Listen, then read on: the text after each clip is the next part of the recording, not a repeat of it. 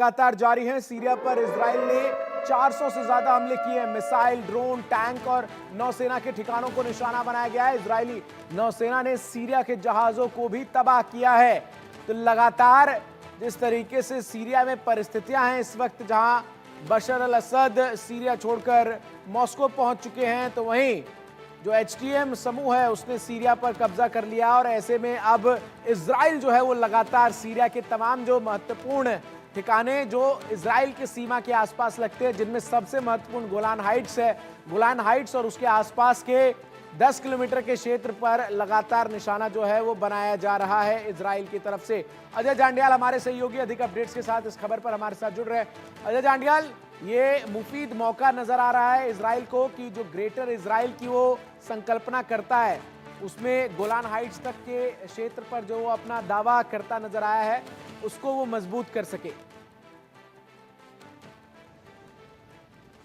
देखिए, बिल्कुल जिस तरीके से लगातार आप देखें तो इजराइल के जब इजराइल की तरफ से नेतन्याहू ने चंद रोज़ पहले एक बयान दिया था कि वो अपने बॉर्डर्स जो है उसमें लगभग 10 किलोमीटर का इलाका जो है उस पर जो है अपना कब्जा कर रहा है। और उसमें एक कारण ये दिया गया था कि जो अनस्टेबिलिटी इस वक्त चल रही है सीरिया में, उससे कहीं और परेशानी जो है ना हो जाए। तो इसी के चलते उन्होंने इस चीज़ का दावा किया था। मगर सच्चाई यही है कि जो ग्रेटर इजराइल का उनका एक पुराना सपना है उसको साकार करते कहीं ना कहीं दिख रहे हैं मौजूदा हालात जो सीरिया के बने हुए हैं उसके चलते। और आप देखें, एक तरफ अमेरिका है, दूसरी तरफ इजराइल है। दोनों ही मुल्क जो हैं इस वक्त लगातार हमलों को तेज़ किए हुए हैं।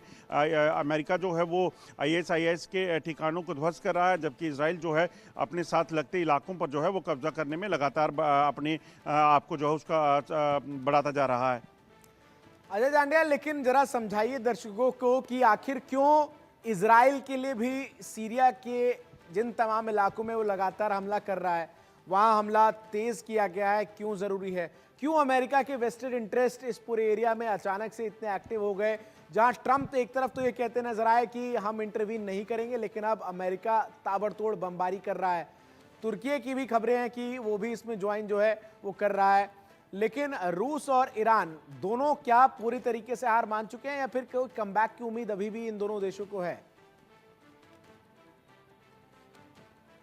देखिए, जिस तरीके से आप देखें तो मिडल ईस्ट पे दबदबा बनाने के लिए हर कोई सपना देख रहा था। और ख़ासतौर पे अमेरिका की बात की जाए तो उसके पीछे की वजह आप सब जानते हैं। और दूसरी अगर बात करें इजराइल की, तो इजराइल की मुख्य वजह जो है इलाकों को टारगेट करने की, उनको हथियाने की, उसके लिए इजराइल जो है कि लंबे समय से जो है वो कोशिशें करता रहा है। जब पहले भी सीरिया में हालात बिगड़े थे तब भी हमने देखा कि किस तरीके से इजराइल पर जो है वो इजराइल ने जो है अपनी हरकतें तेज़ की थी जब सीरिया में अनरेस्ट हुआ था। एक बार फिर से जब उस तरह के हालात बने हैं तो आप देखें इजराइल भी एक्टिव हो गया है। और दूसरी तरफ जो है वो अमेरिका ने भी अपनी गतिविधियां तेज़ की हैं। और लगभग 70 से ज़्यादा ठिकाने जो ISIS के हैं उनको निशाना बनाने की जो है वो घोषणा की है।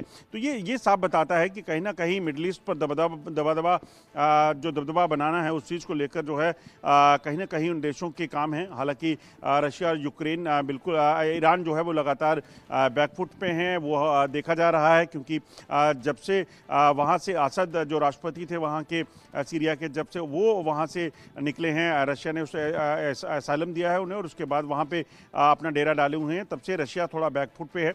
मगर अब आने वाले दिनों में किस तरह से चीज़ें अनफोल्ड होती हैं वो देखना होगा।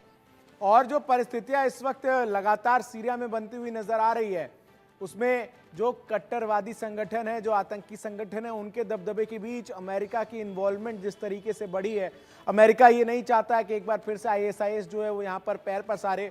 और क्या यही वजह है कि एयर स्ट्राइक्स अमेरिका भी लगातार कर रहा है?